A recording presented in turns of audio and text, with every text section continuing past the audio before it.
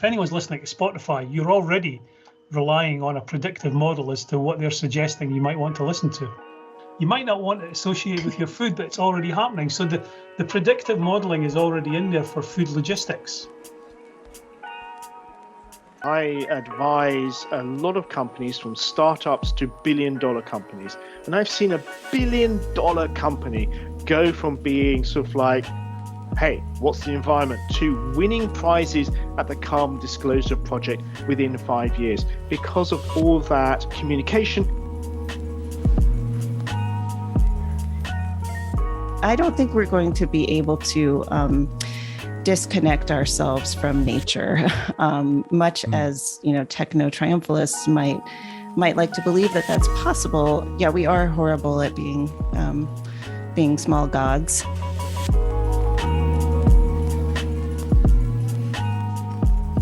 Welcome to Prophets, Wizards, and the Quest to Value Nature. Thank you for joining us. So, this episode is all about the future. Robots, AI, making food out of thin air. What are some of the facts about the future of biodiversity in our food system that have stayed with you as you've worked on the series? Theo, it's been wild when we think about the future of agriculture. The first fact that comes to mind is $4 billion. This is an investment pledge that has come up while we were doing the series, an investment dedicated to research and development in agri-tech as the solution to climate change. The US and the UAE announced this at the COP26 in Glasgow this year. They call it Aim for Climate. Picture drones, vertical farms, satellite imagery, large data sets, and artificial intelligence in farming as a solution to climate change. You've also heard about meat being created from stem cells in labs. I think everyone has by now. But we also saw that there is research into making food from air, from the bacteria in the air. And Theo, I know it'll feel a little bit redundant by now because I've kept on repeating this one to guests over the entire series, but 1 in 2 farmers in the EU are due to retire in the next 10 years. And while we think about all the technology that's coming and the context of the increasing digitization of farms, I think that this specific figure is worth keeping in mind. Yeah, that really reflects how agri-tech and precision agriculture, machine learning, cloud data flows, those are already here, and they will define the future. This podcast was produced between rural Brittany and rural Cumbria, but we did meet once off the Eurostar in London. A little anecdote which comes to mind is we were in a cafe and we were talking about the user interfaces available to farmers within agri-tech, and suddenly an older gentleman stopped at our table and interrupted us mid-conversation.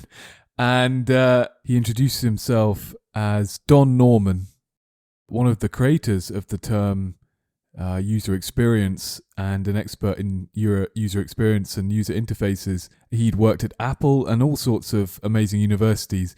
And we were asking him whether he'd ever turned his attention towards the agri-tech sector.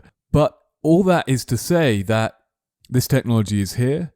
And as a reminder to maybe particularly some of those listeners we may have who begin to make me feel old at 25, the people who brought this stuff into fruition are still tapping people on the shoulder like us and telling them stories of how they came up with this stuff, which has changed so many sectors and areas of our lives and which is now changing agriculture and our food system and therefore what life looks like within it for us and for everything else.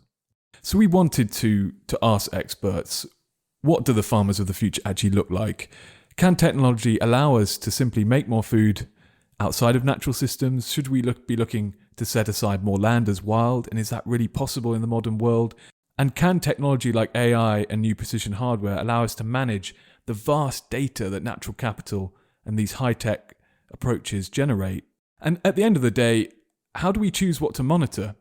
How does what data we actually collect shape our efforts to move towards biodiversity-sensitive farming? And we spoke to people who were very interested in this. Yeah, so we asked people who know a lot about these topics to consider these questions. We had some really interesting conversations. We started off with Professor Derek Stewart, who's the director of the Advanced Plant Growth Center at the James Hutton Institute. He gave us a really good overview of exciting developments in food production that doesn't even need farmland. which could take the pressure off our agro-food systems and the biodiversity and natural cycles that support it. But what about technology on farm? To find out about that, we spoke to Professor Mark Maslin, co-founder of Resitech, a commercial agritech company. Professor Maslin also operates out of the Anthropocene Centre of University College London. So he was the perfect person to get into that term and what this era of human influence on the planet means for us and for the life we coexist with. We spoke to Michelle Nijhuis, a celebrated American science writer, and she spoke about her new book on the history of the conservation movement and the unavoidable risks and rewards that come with living in the modern world and having the impact on nature that we do. We then met Dr. Yuri Martin at the Luxembourg Institute of Technology, who let us know how tech developments can help us better manage the land we are already producing food from. We really hope you enjoy hearing from these folks. And as usual, we'll see you on the other side.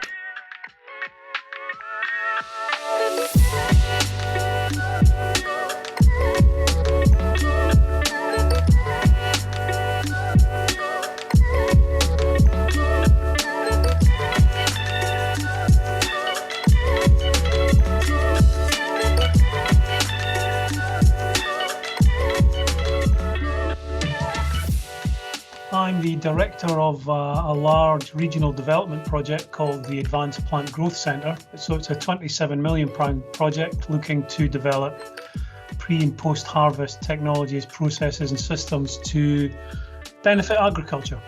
I've always been at the interface of science and translation. Unlike a lot of scientists, my background has been in industry. So I was hardwired and trained in industry. So I kind of think in a non-academic manner. Not everything has to be a postdoc, a PhD project. If I can get it done in 6 weeks, I'll do it in 6 weeks instead. I like to see science translate into impact. What drives me is seeing my science out there being used by someone that has no idea what's underpinned it. You're going to have to give us a little bit of a definition of advanced plant growth. So the Advanced Plant Growth Centre, it's got 4 pillars. Within it, we're using, it's kind of based around controlled environments, really. So the poster child would be vertical farming. And there's lots of discussions going on about vertical farming. And we've got 2 companies that have spun in on site that are vertical farm companies. So basically you can produce a wide range of crops 24/7, 365. If you fuel them through renewable energy, we've done the LCA studies to show they're probably the smallest footprint for producing crops you can do.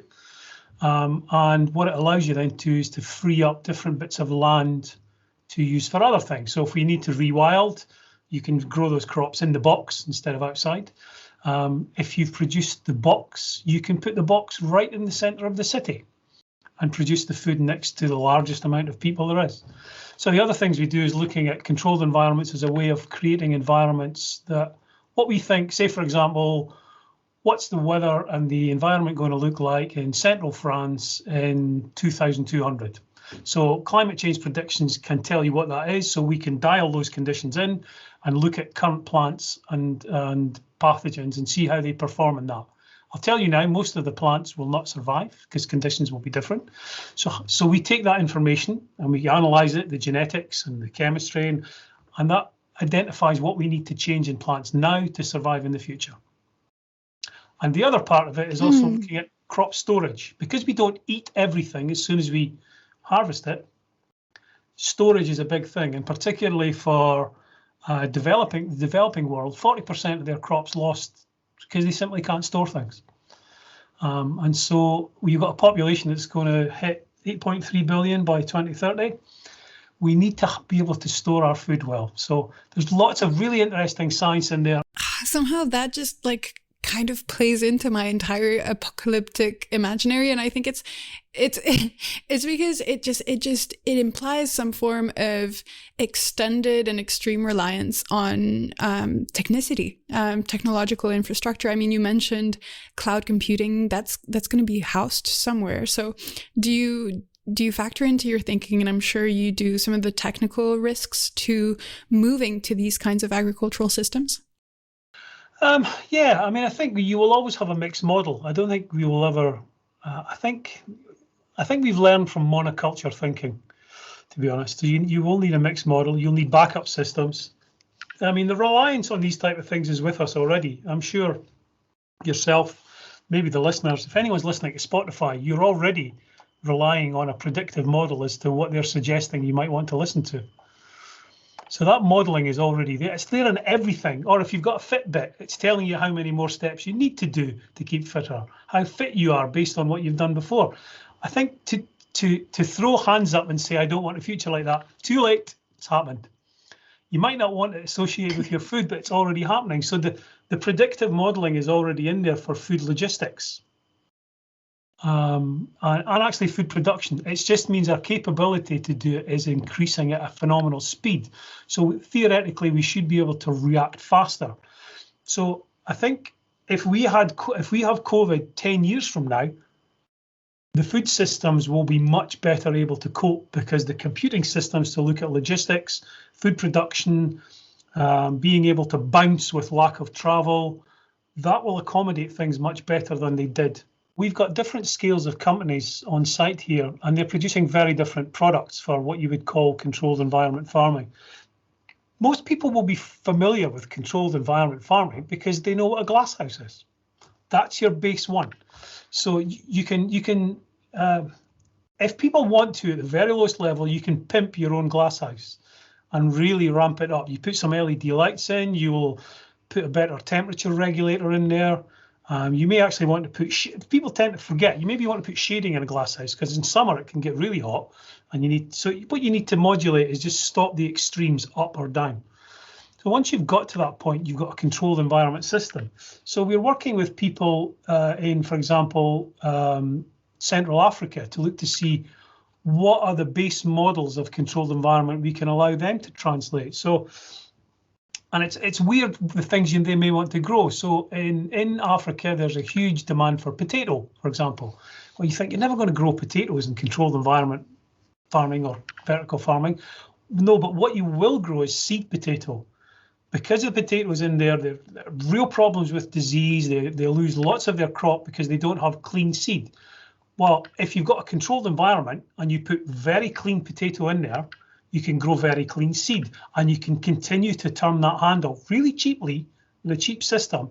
So, and then you can have that almost as a community production system. So the clean seed is then going out to the community and then they can then grow that out there. So it doesn't all have to be about high tech and servicing the god that is money.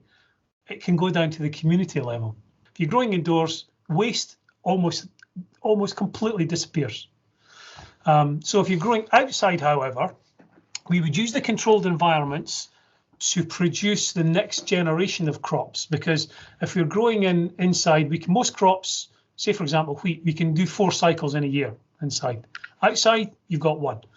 So if we're looking to breed the next generation of crops, we would do it indoors. So we know we've got in the progeny or the children of the next, the children of the crops we've got now, the good ones going forward. You make sure you've got all the genetic material you want in them, then you grow them outside and start selecting. So at the minute, to create a new variety for wheat, barley, potatoes, corn, maize, arguably you're about 20 years to get something out there. I think if you adopt the controlled environment strategy, you can half that. And given that climate change is coming on pretty hard, we can't afford to just do the old traditional cross and prey breeding.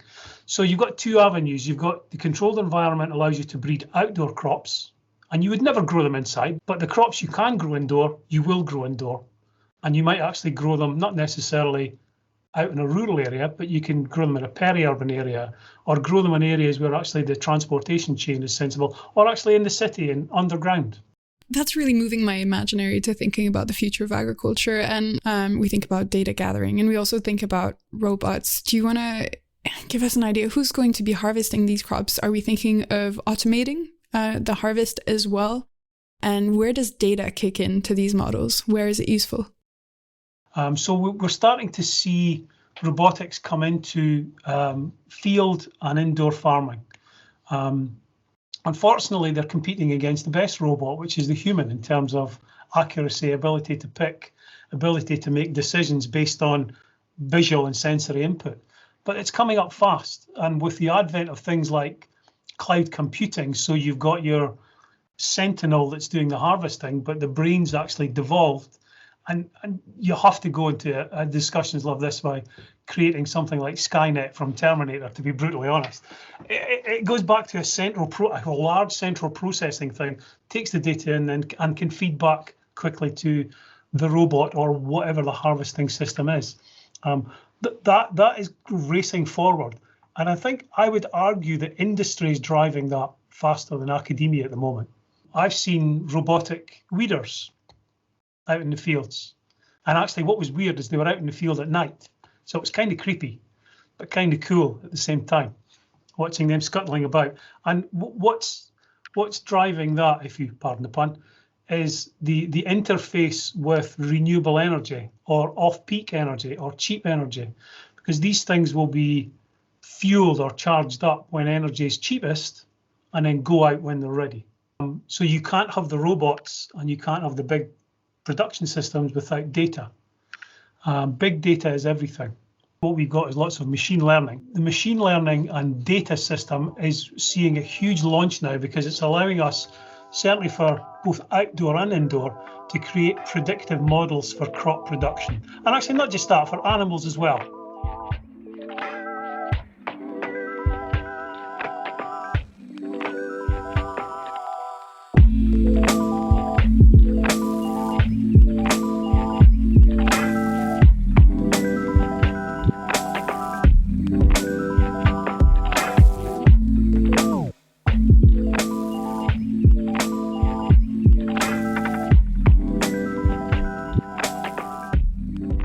Cutting edge of technology is always being produced by small, medium-sized companies, and that's great. That's where the innovation is. That's where sort of like the dynamicism is.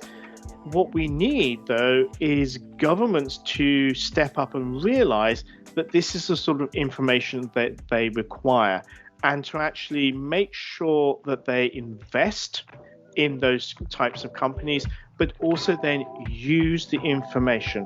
One of the biggest frustrations I have, and one that Resitech has, is that we are constantly trying to educate every single new client. They have no concept that we can measure movements of the land within a couple of millimeters. They have no concept that we can actually tell them exactly what crops they have and when they planted them. They have no ideas that we can take a whole forest and we can actually identify individual tree species within that forest because our algorithms can clearly show what they are doing at different times of the year.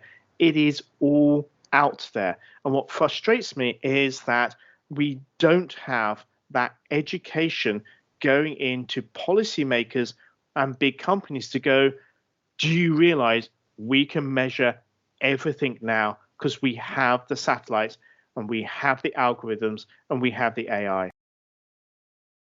Those deep intuitions that wizards have in the way that they approach tech and progress and hope and human ingenuity, and prophets that really think that we need to curb and change our behaviors and our culture to readapt to the ecosystems in which we are. I was wondering whether you ever thought of yourself as falling in either of these two categories. So the whole prophets and wizards is an incredible dichotomy, and it does set up lovely arguments. Again, I reviewed Charles Mann's book, which is absolutely brilliant. You should all read that. But I've also reviewed sort of Bill Gates's book about climate change. And the interesting thing there is I really push back against this whole technology will solve everything. Again, I then turn around and say, if technology is going to solve everything, how comes 26 billionaires actually earn or own the same amount of wealth as the bottom 3.9 billion people in the world? That's the bottom half of the world. So again, we really need changes in society. We need to actually think about what it means to be human, what it means to be a global species, and how we can actually support a population of 10 billion people in the future, because that's what it's going to stabilize at, and how we lift everybody out of extreme poverty and ensure that everybody has a worthwhile and healthy life. That should be the aim. Now, that will require us to value the environment, value individuals, value societal change. That's fantastic. But also we have to see that technology will play a major role. Technology is going to be a tool that can help decarbonize the whole of the global environment. Technology will be absolutely essential to ensure that we produce, guess what, food in the most efficient and productive way possible. Technology is also key because that's providing information to everybody through their mobile phones that tells them of the issues that we're having at this moment in time. The young generation is so connected. They understand how small and fragile our planet is, and therefore they are already on the streets protesting. They're telling us, old people, you need to fix this before we get into power. So for me, it is not an either or. Do we have to actually respect our planet, look after the only place where we know life exists in the universe? Absolutely. Do we need to keep all the ecosystems going because it maintains our healthy planet for ourselves? Absolutely.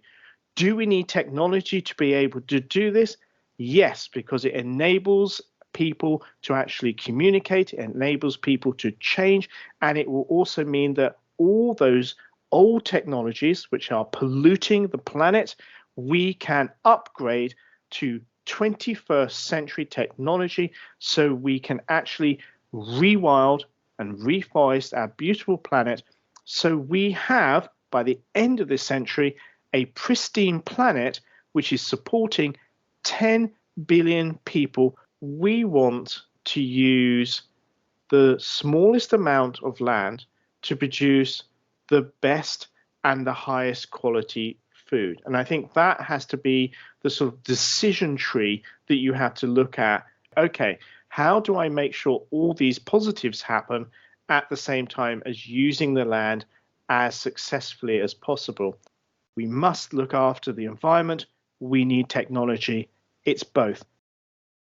So you've talked a bit about the tools and the technological shifts underway in our agro-food system. But when we look at our place in all that, you're also an expert on the technical description of our era of huge environmental impacts, the Anthropocene. Could you give us a bit of a sense of what that word means to you and what you feel it should most importantly raise for listeners? So for me, the term the Anthropocene is incredibly important. I think it's because for the last 500 years, science has really inadvertently made us feel small and insignificant. You start off with, say, 500 years ago with, of course, the Copernicus revolution, and suddenly the Earth is not the center of the universe. Actually, the sun is the center of the solar system, and actually it's one of billions and billions of stars, and that makes us feel really small. And then suddenly you have the biologists coming along and evolution. So instead of humans being sort of like top of the tree with sort of plants, animals, humans, angels, and then God, what happens is we are just part of the natural environment. We have evolved from primates in Africa, and that makes us feel, again, small and insignificant. And then suddenly we have realized that human activity has affected every part of the planet. And I'll give you some examples.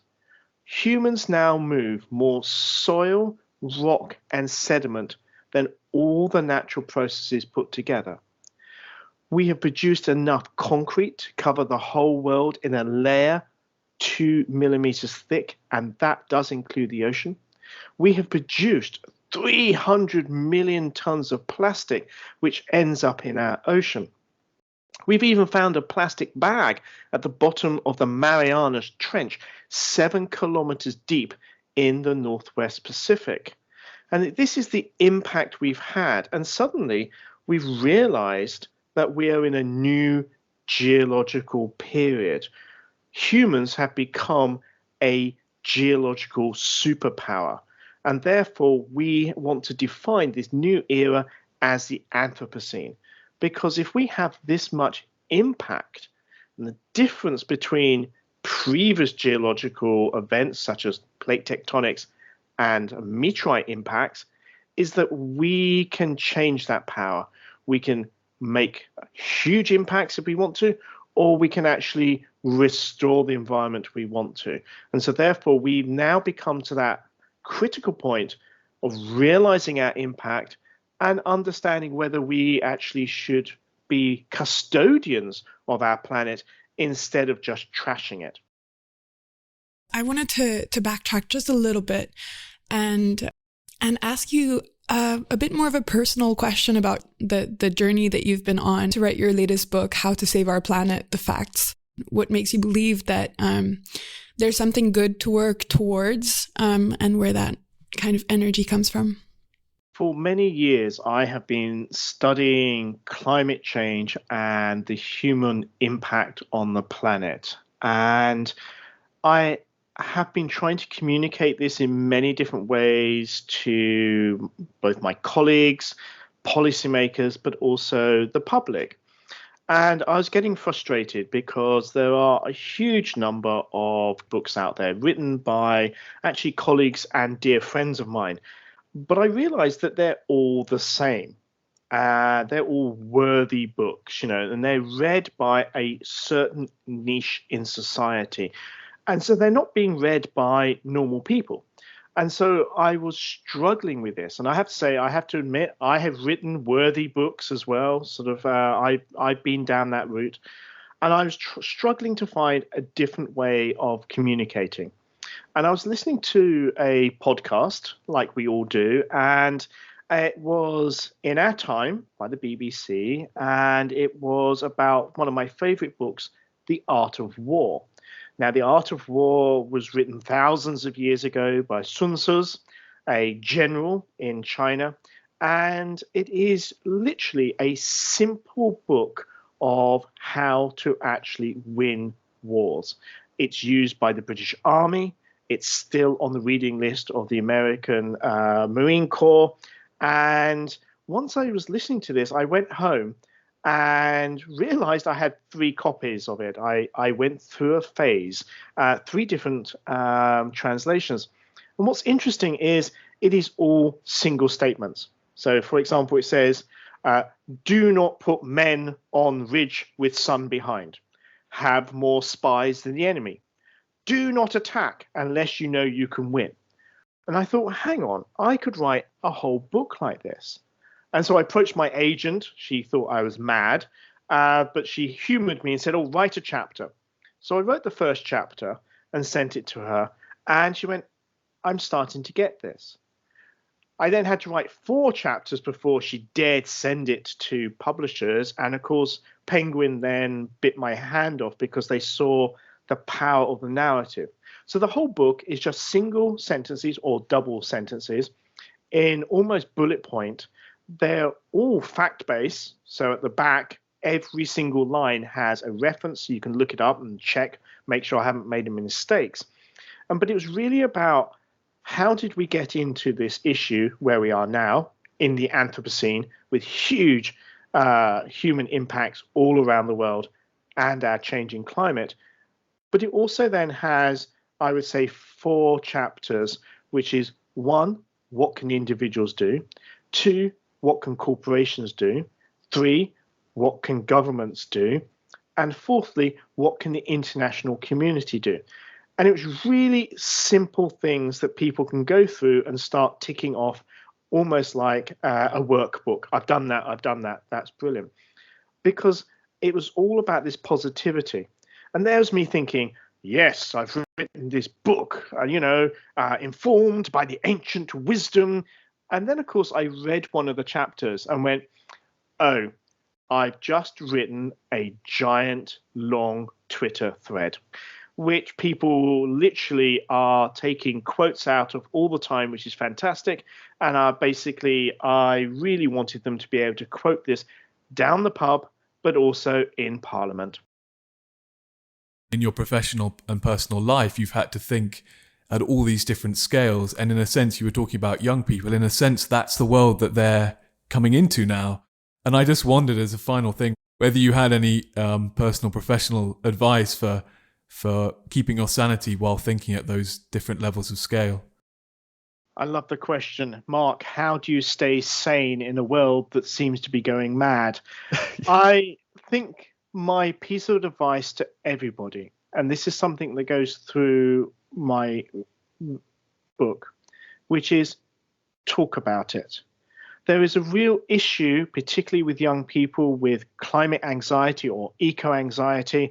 And actually what I've seen is when people talk about it, we talk about climate change, we talk about the environment, we talk about these issues, suddenly, whether we're at church, whether we're in our company, whether we're at our sports club, or we're just down the pub, if you start talking to another person, they turn around and go, oh, I feel exactly the same. Actually, no, I've been worried about this. I didn't dare talk to her about it because, no one's allowed to talk about it. And I've seen so many times that starts change. So I am very lucky. I advise a lot of companies, from startups to billion-dollar companies. And there's always something that keys it off. Two people talking over the water fountain type thing, where they'll start talking about perhaps we should recycle more. And suddenly that snowballs. And I call them green viruses, because what happens is they infect the whole company. And I've seen a billion-dollar company go from being sort of like, hey, what's the environment, to winning prizes at the Carbon Disclosure Project within 5 years because of all that talking and all that communication and all of that dynamicism. So I think the one thing that you should do to stay sane in an incredibly complex, dynamic, and sometimes frightening world is talk about issues like climate change and the environment, because suddenly you'll find that everybody around you is worried in the same way, and every little thing that we do matters.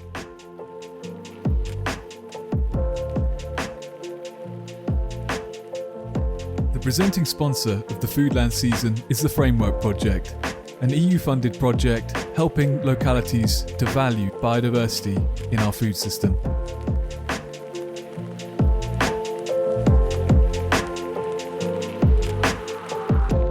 We've been thinking about a lot on this podcast and talking to people about the degree to which we can actually knowingly or sort of consciously, innovatively shape these ecosystems. And you write towards the end of your book, you've got these great passages about how prepared we are for being sort of divinity as a species, sort of having godlike powers. The idea of the Anthropocene and the responsibilities that come with that.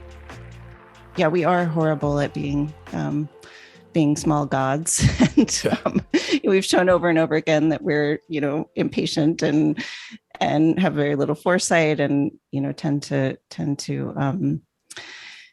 run away with technology before we really think about its implications.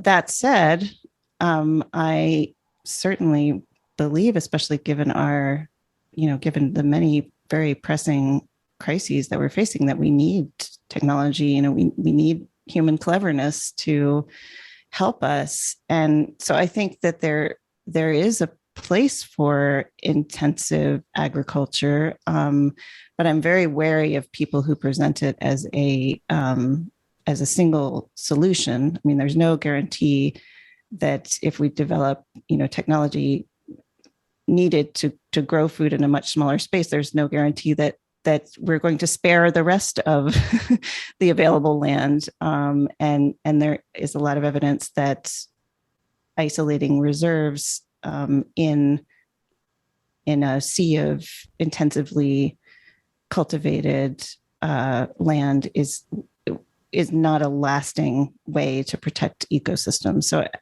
I don't think we're going to be able to disconnect ourselves from nature, much as techno-triumphalists might like to believe that that's possible. Some people think we can just head to Mars. Some people think we can kind of unplug ourselves from the global system and in many ways depend on technology to meet our needs. I don't think we're going to get away from the fact that we are also animals. We might be fancy animals, but we are animals and we depend on these systems. And I think for practical reasons and also for emotional and spiritual and moral reasons, we need to remain connected with them. And as I said, find ways to live alongside other species in something like harmony. And there are examples of communities and societies that are doing so. And thinking about our place in those systems, you've written about sort of the history of the conservation movement. And in America, it interests me that the shift from sort of market farming towards like a conservation ethic in hunting, it sort of happened at the point when those ecosystems were at their most challenged. And I just wonder whether you've got any thoughts of where we are with our agro-ecosystems, where we are with farmland, and whether you think it will take farmland getting to that stage of sort of trouble, whether you think we're turning a corner already, sort of where you feel we are on that front. There still is potential for some kinds of farmland to serve as wildlife habitat, to do double duty, but we shouldn't delude ourselves that palm oil plantations in Indonesia or soybean crops in Brazil are serving any purpose other than as corporate farmland. I think one of the great oversights of the modern conservation movement is just a real, and I think this comes from its roots in elite hunting circles. There was a real snobbery about subsistence hunters and to some extent, by extension, subsistence farmers, people who made their living from the land, were seen as people who were not treating nature responsibly. We're messing it up, which is ironic because, of course, indigenous and other conservation traditions have, far preceded the modern conservation movement. I think that recent generations of conservationists, professional conservationists who work for international organizations, have recognized that oversight and recognized how it has carried into the present day, how it has affected, present day policies of creating reserves without much care or understanding of the people who might already be living in those landscapes or living near those landscapes, and how land that is occupied by humans can also be conserved, can serve multiple purposes. And I think people are recognizing that, hopefully because they've learned and expanded their own understanding, but also out of a sense of desperation. It's clear, I think, now that reserves, the traditional kinds of parks and reserves that modern conservationists have always depended on strategically, it's clear that those are not enough, and that there has to be more conversation and integration of cultivated lands or lands that are used in some way by humans, and the parks and reserves that we have that are useful in many ways, but should be part of a larger mosaic. I'm a historian myself, a historian of agriculture specifically, but you chose the historical angle. And I thought that was really uplifting because it allows you to not only look at the challenges of conservation, but also at some of the stories of accomplishments and the personas who embodied them. And I was wondering whether there was maybe one of the stories of conservationists that you found particularly affecting and that you might want to tell our audience. Yeah, well, I'm glad that you felt that way, because I really felt that it was important to look at the human history of conservation, because so few conservationists do, so few people who care about conservation really know what's come before. And for understandable reasons, they tend to be focused on the next emergency. And but there's not a sense of, okay, what have we done right in the past? What did we do wrong? What might be changed? And what meaning might what we're doing today have in the future? And so one of my favorite stories in that last category is that in the 1930s, a very colorful activist, a wealthy Manhattanite named Rosalie Edge, really took the Audubon Society to task because it was protecting birds, but it was run by a lot of wealthy sportsmen who considered birds of prey, eagles and hawks and falcons, to be pests. And so they weren't doing that much to protect those birds. And she thought this was ridiculous. She had a very prescient understanding of ecology and the importance of protecting all species and their habitats. And so she basically aimed them into expanding their mission. And as part of that work, she also protected a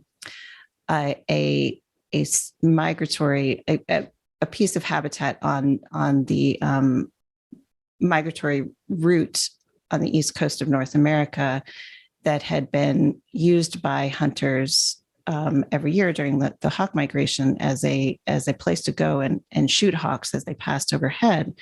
And this sanctuary, which she protected in 1934, started collecting data on the species of birds that flew overhead. And that record is now the longest of its kind in the world. And a generation after Rosalie Edge, Rachel Carson, who I'm sure many of your listeners know of, used the data from Hawk Mountain as a real pillar of evidence in her book Silent Spring, which made a case for the effect of DDT on wildlife.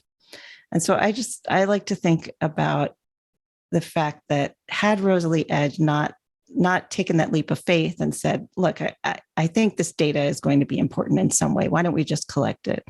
Then Rachel Carson would have been missing a very persuasive piece of evidence in Silent Spring.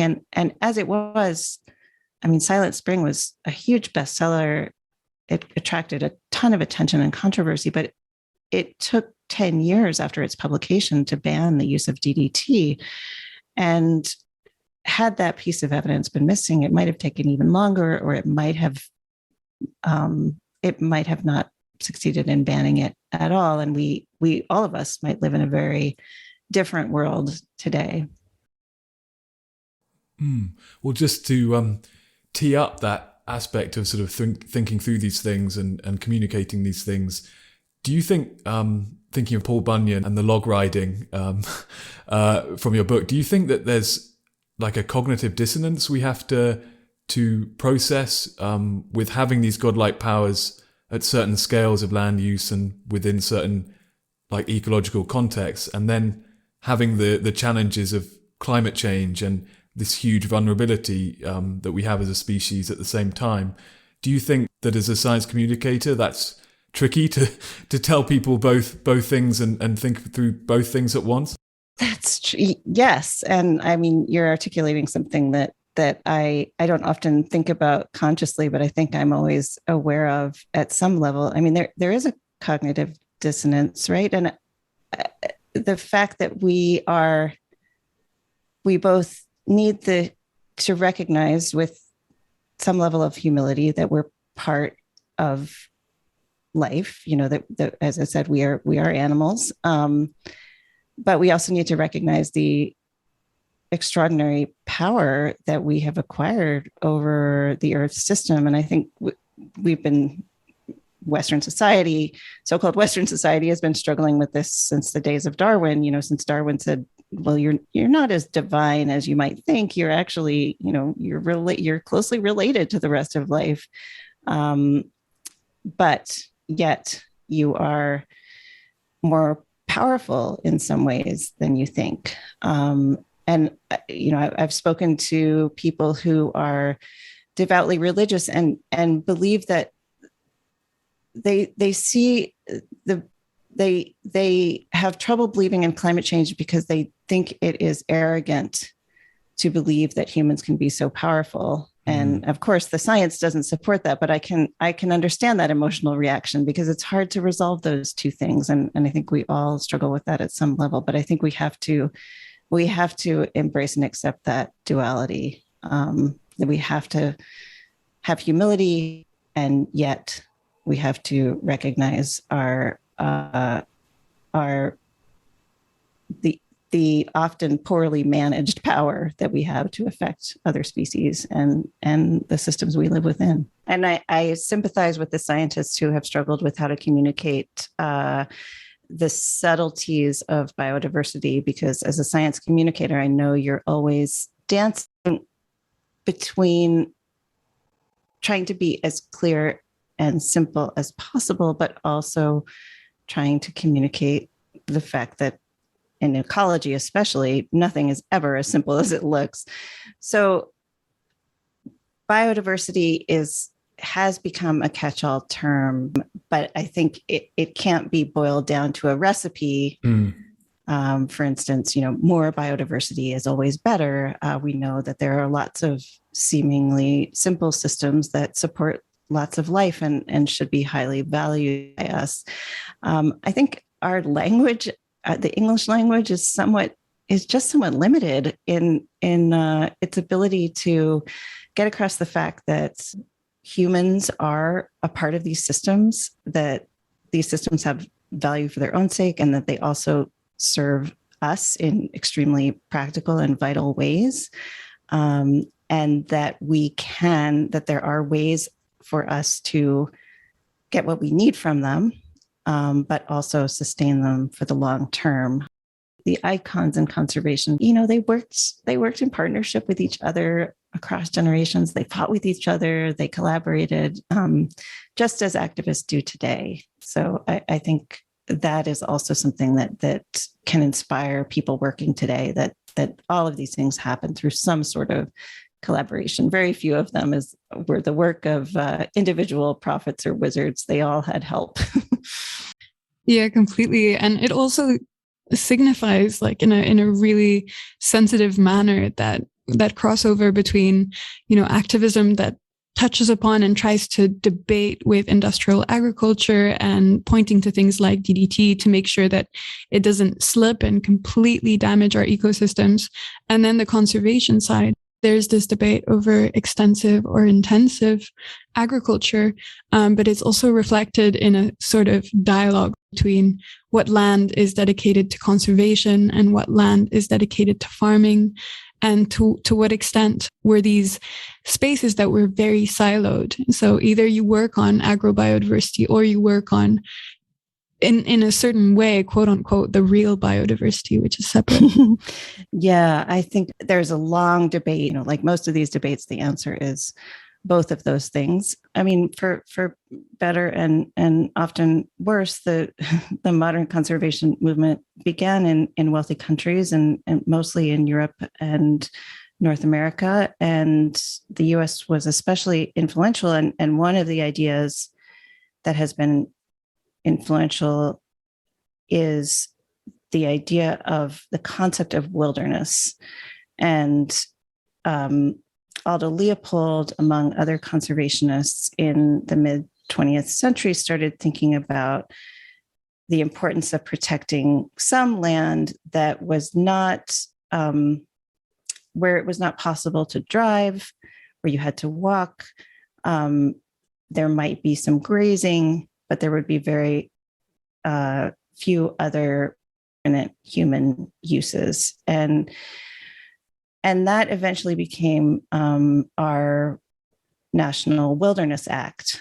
So we have a legal definition of wilderness, which is there are fewer than a particular number of roads, and these are areas of a certain size that have no roads can be protected as wilderness. And so that, I think of that as capital W wilderness, that's legal wilderness. But the non-legal definition of wilderness, I think has been very, has actually caused a lot of trouble in the conservation movement, because this concept of wilderness as a blank slate, as a place where no one has ever lived, that really erases, as the modern conservation has often done, it erases the people who have lived there for a long time and often practiced very, very workable kinds of conservation on that land. And I think it has created and extended the illusion that it's possible to protect these quote unquote wildernesses, these seemingly undisturbed land, from all human interference. And that's just not the case. And I think it was that has become increasingly obvious to the conservation movement. So here in North America, we're a bit stuck with this legal definition of wilderness, which has allowed us to protect some important places from industrial development. But again, the concept of wilderness really exists only in our minds, and I think we would be better off to recognize that all places have some kind of human history, and that as conservationists, as people who care about other species, we need to be aware of that and work with it.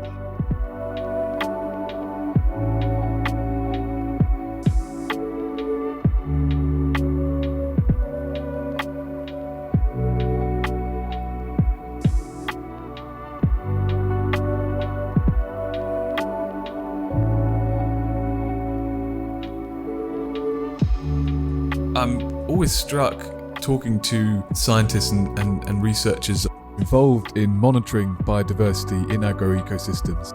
The work is so important, and quite a lot of people have joked that the methods are quite old school. They've been done in a quite similar way for a long time. Do you have any view on that? We are trying to push forward all the technological aspects that we can in our research center at Luxembourg Institute of Science and Technology, helping us for the monitoring of biodiversity and collecting more data. That's our goal. And I think in the future, that's one of the main promising direction, because we are in the era of big data, and we also need big data in biodiversity. So we need technology to help us to get a lot of data. There is still old school techniques of sampling biodiversity, but it's because most of the time people are old when they are still using old school data, sampling methods. But with the new generation, I think the technology will be more and more important in the future. Deciding what to measure and how to measure it obviously then dictates what data you get and what pictures you get for conservation and for changing practices. And when it comes to an agroecosystem, is it the case that there are certain species you can monitor and measure using the sort of tools you've been describing that give a sense of the health and the relationships of a lot of other species? Or do you have to really get a lot of data on everything?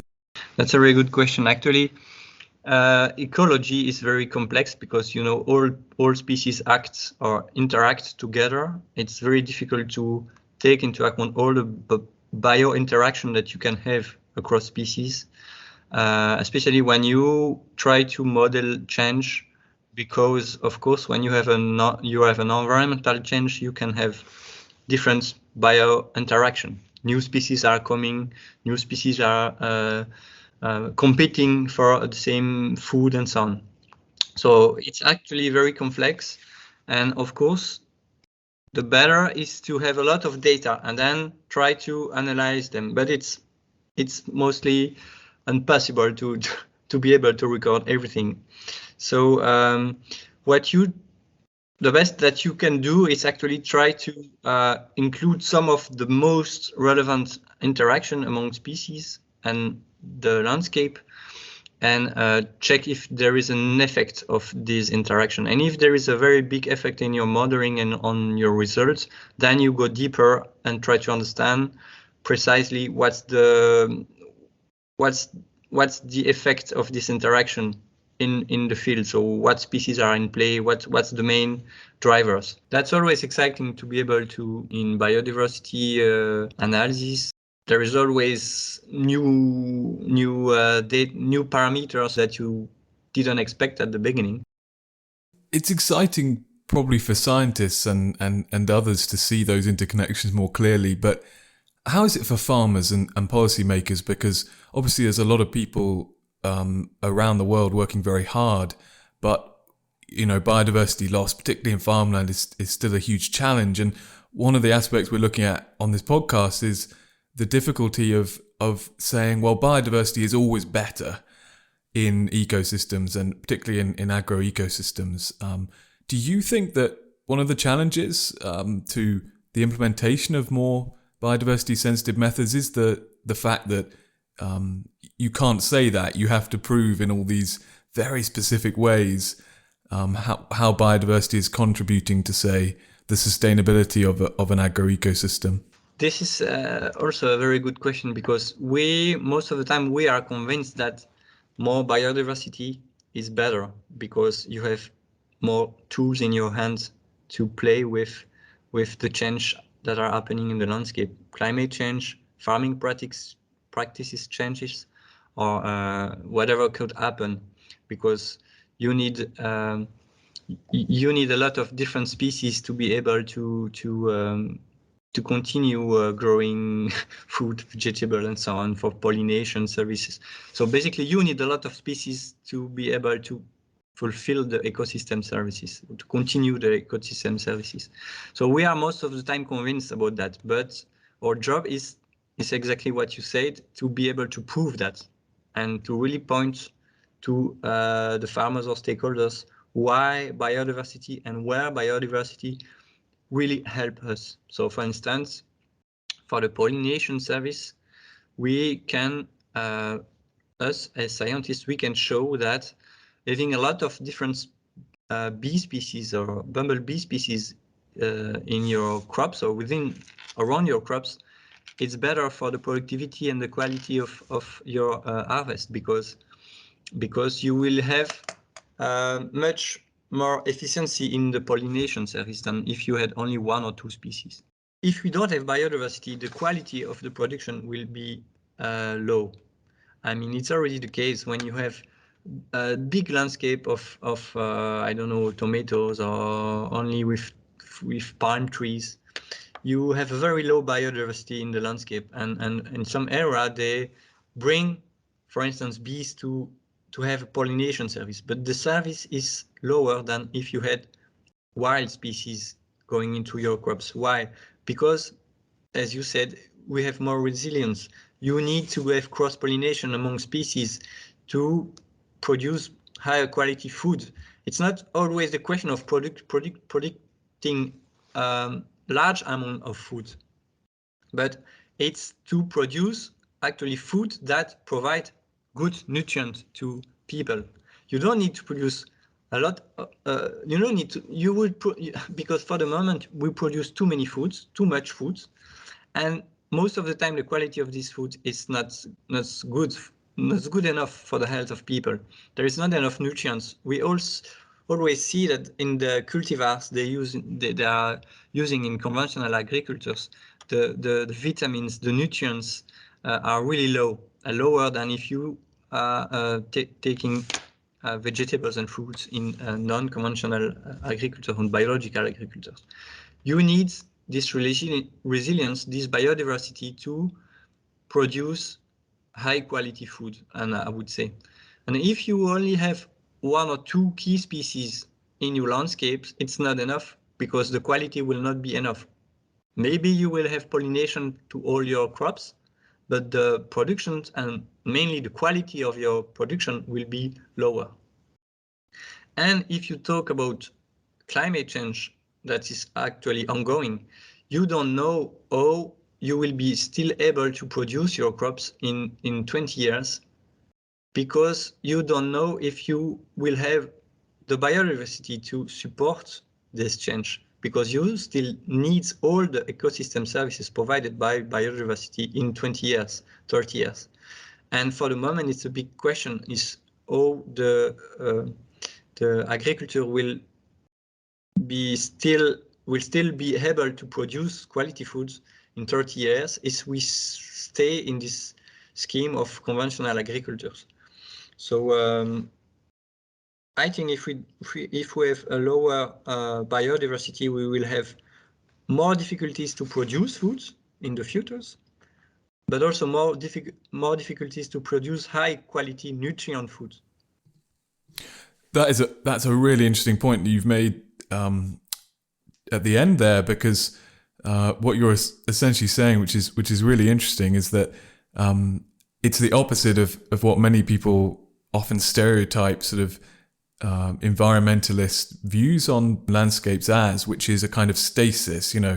I think the people we've talked to who don't think in that way, they view the kind of environmentalist perspective as returning to a stasis that nature kind of does. But it's really interesting, the point you're making, that actually these things are ecological niches. Nature's always in flux.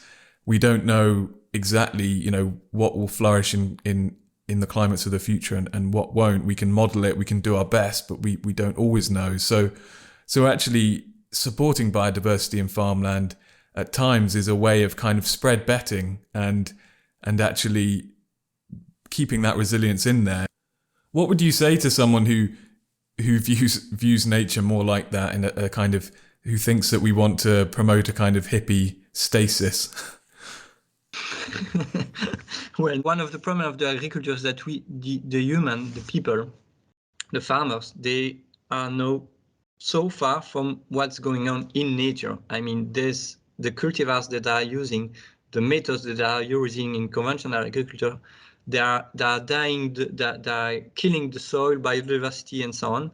It's not almost not nature anymore. It's technology with plants, high technology with plants, high selection of cultivars that can produce a lot of food.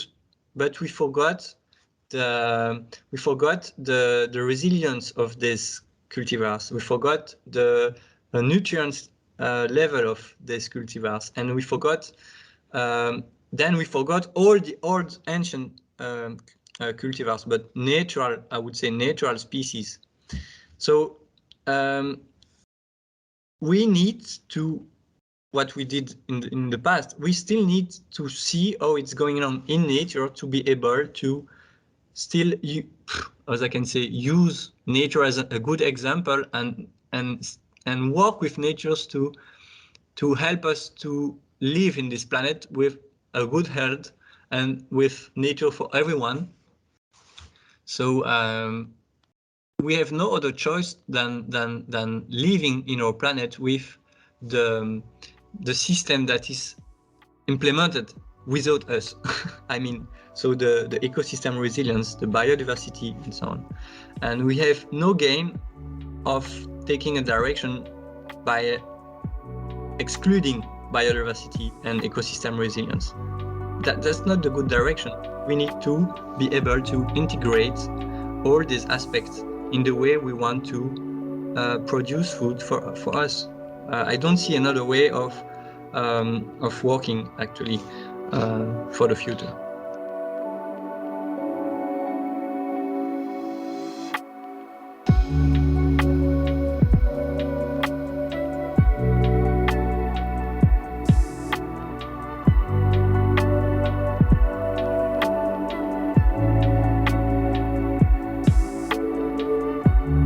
Alexandra, what was it like for you hearing the guests this episode talk about the future as we finished the last core episode of the series?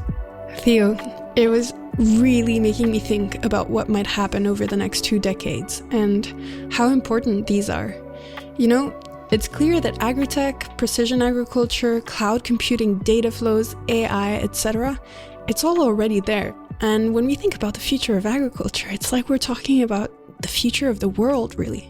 But it remains to be seen how democratized and widespread these technologies will become, beyond the industrial global north, but also within the global north. When you think about the diversity of farmers across socioeconomic differences, I really want to see how these technologies are going to be inclusive and how they're going to help farmers in their daily life. As with other wizard tech developments with good intentions in the past, it's clear there are huge responsibilities involved around managing access to data, tools, etc.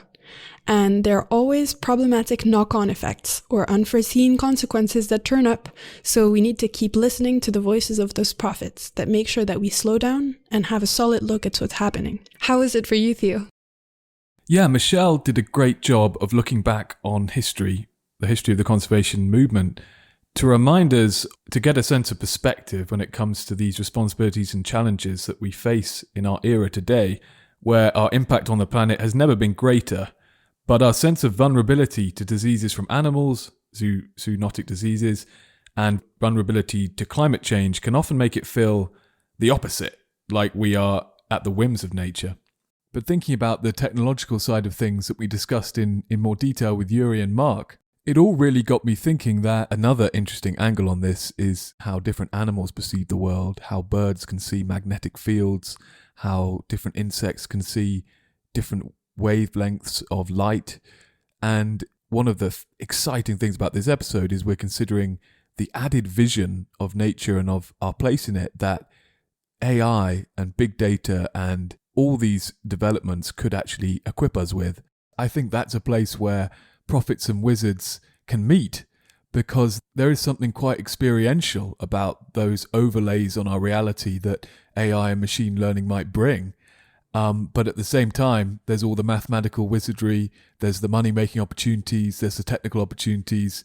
So I guess this episode left me hugely excited to see what happens, like you say, over the next 2 decades.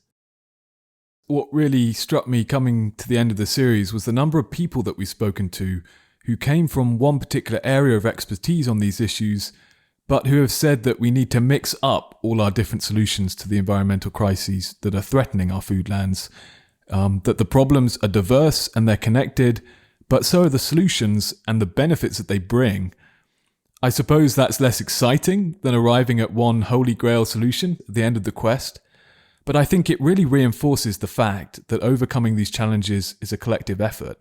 Yeah, thinking about that, listeners who've been with us, how can they take the journey of this series forward? The road is still open ahead for all of us. And I'd say, if you think you shouldn't be part of this conversation, if you think you know nothing about rural places or farming, you're scared of long grass, like my cousin who lives in London, he is now a biological scientist who probably knows more about this stuff than me. So that's a disclaimer that I should mention there.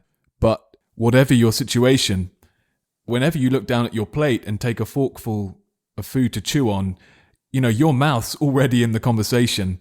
So why not add your voice? Oh God, it's true, but really? Are you going to end this series by giving listeners maxims and proverbs from the pod? Well, listeners can tell us what they think of that one soon if they want, because we want to end the series by listening to them. We're planning some call-in response episodes. We're at the halfway mark. Foodlands is a season of 10 episodes, and this is a staging post which marks the end of the core episodes in our quest. And if you've been transformed into a food systems nerd, like we have been, by going on this quest with us, we've got 3 specials coming up which will be of interest to you. The first special is hosted by the International Institute for Applied Systems Analysis in Austria, and that's looking at technology, big data and agrobiodiversity. The second special is hosted by Santa Anna School of Advanced Studies in Italy, and that's considering how we can bring conservation and agri priorities closer together. And in the third special, we catch up with experts from the international NGO ActionAid, who consider all sorts of areas of food policy, to discuss the legacy of the COP26 meeting. But in the spirit of what Mark was saying, if you're looking more for advice and discussion of what we can do in our own lives, away from some of the more abstract or specialist discussions, then we recommend tuning in for episodes 9 and 10 of the series. Thank you so much for being with us on the journey so far. Don't forget to check out our show notes for links and resources.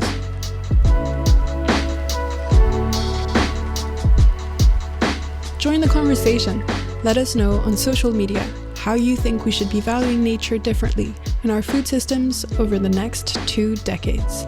And if you have enjoyed this series, please consider leaving a review on Apple Podcasts, following us on Spotify, or just recommending it to a friend. because this is the last of the core episodes in the series, we're going to play out to some outtakes. You're not realizing that everything I say actually sounds better in French. I literally didn't understand that joke. Okay, do you want to start over? Theo, I don't think we need to say that. We want to end the series by listening to listeners to speak in... no, I'm going to have to do that again, sorry.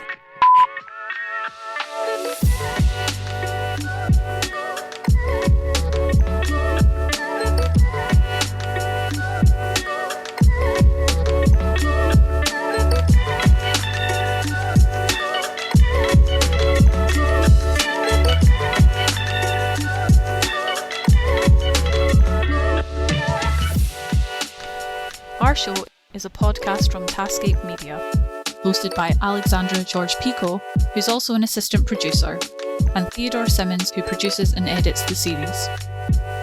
The production assistant is me, Beatrix Keeler. Alistair Simmons is our executive producer. Our thanks to all who've been involved in making the show possible.